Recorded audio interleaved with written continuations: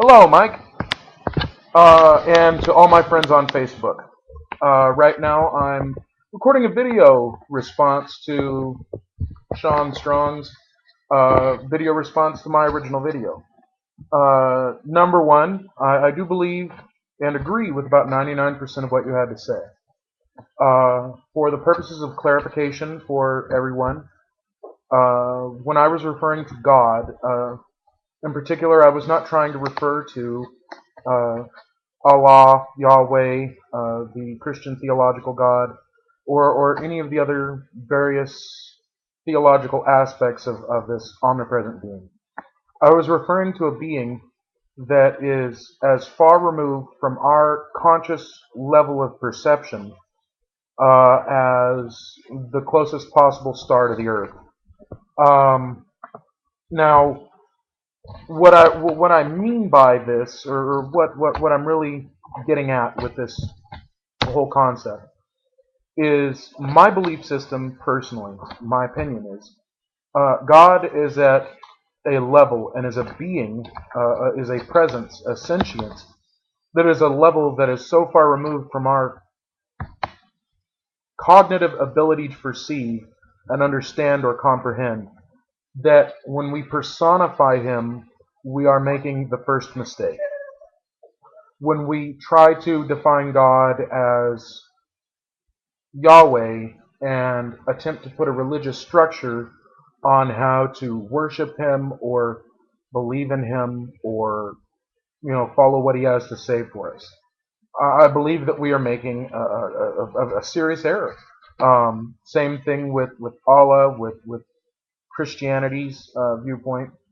And the reason why is because, I mean, the distances between, like, the sun and the closest possible star are so ridiculously large that we can't perceive them.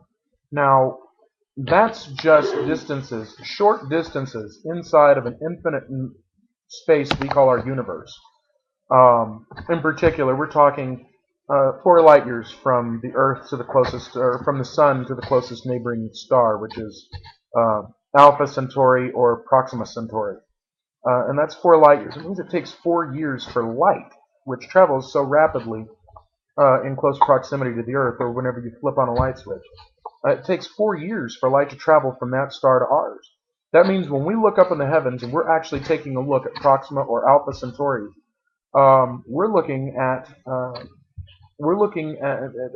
that star 4 years ago. We're seeing that star as it was 4 years from this point in time.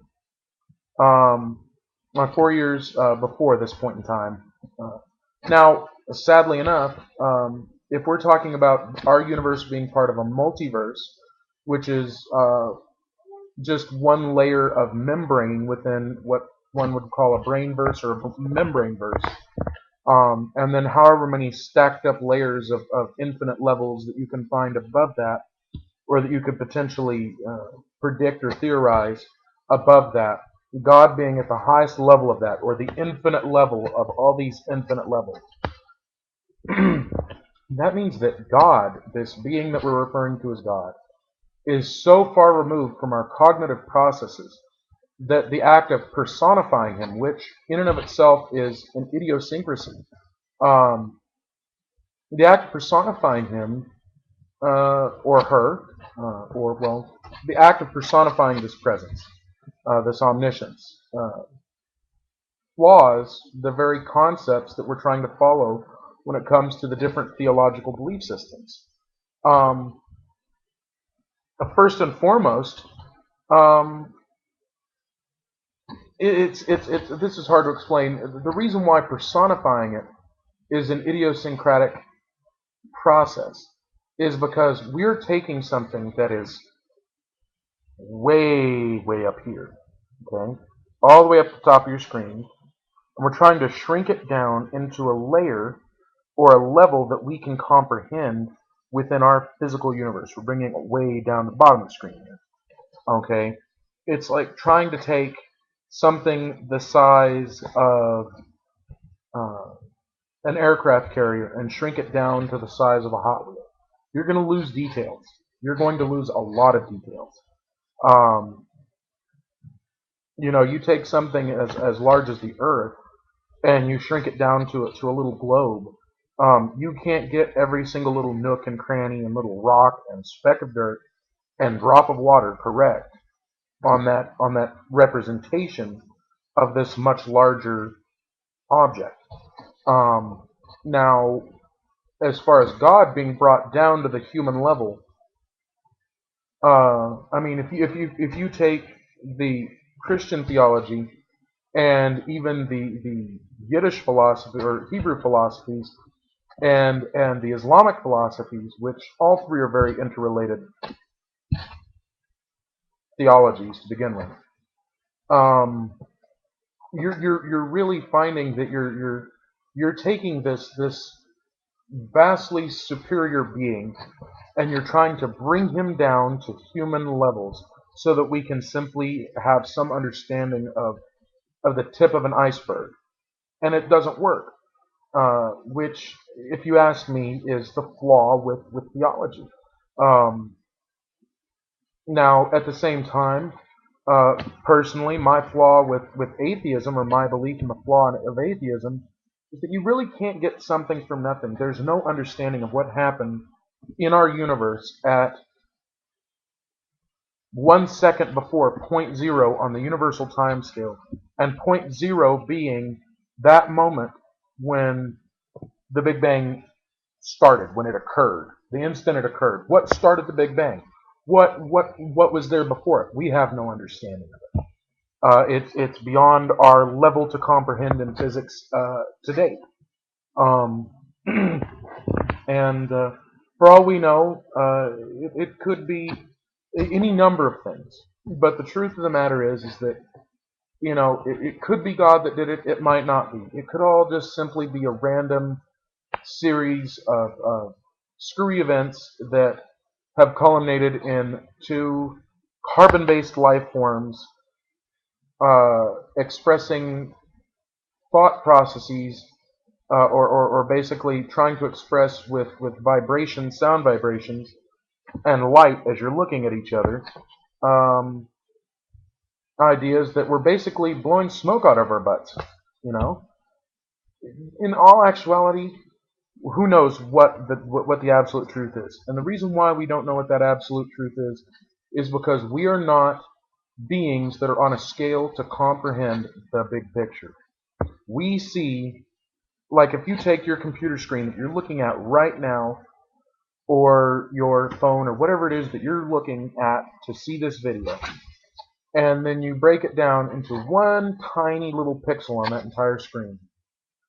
That is what our perspective, as the sum total of the human race's gathered knowledge is, compared to this massive picture in comparison to that one pixel. Unless we could actually remove ourselves far enough away from that picture, or from that image, and from that pixel, we will never see the whole picture. So there's no way for us to know what the absolute truth is, and to have a full comprehension of it. And even if we could be pulled far enough away from that one little pixel that is our viewpoints, to see the sum of that picture, there's no way of knowing whether or not our conscious minds will ever be able to properly perceive and understand without filtering out or dumbing down what we're looking at or what we're perceiving. It could drive us insane. Who knows? But the point is that as far as the original video is concerned, I was trying to point out that God is, or this omniscient being is an alien, as far as he is not from the earth. Now, if you take the atheistic viewpoint, then technically, if you're following an atheist viewpoint, God is not an alien. God is a concept that was thought up by human beings a long time ago to give definable attributes that people could understand for things like natural disasters, or events that we could not comprehend with our scientific understanding at the time. And so we developed religious viewpoints and spiritualities. Um, But for the purposes of this, we're saying that we're in essence defining spirituality to be correct, as far as that there is something to believe that is beyond the physical self, that we have a soul or whatnot, um, and that there is some form of higher power. Again, this is all contingent upon things that we have no physical evidence of showing. It's a belief system.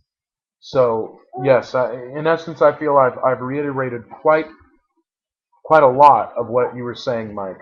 But at the same time, uh, I hope that for the purposes of our discussion, I've clarified, uh, not just for you, but also even for my own benefit, as well as anyone else who's watching our videos, what our discussion is about and what what the significant meanings of those discussions are.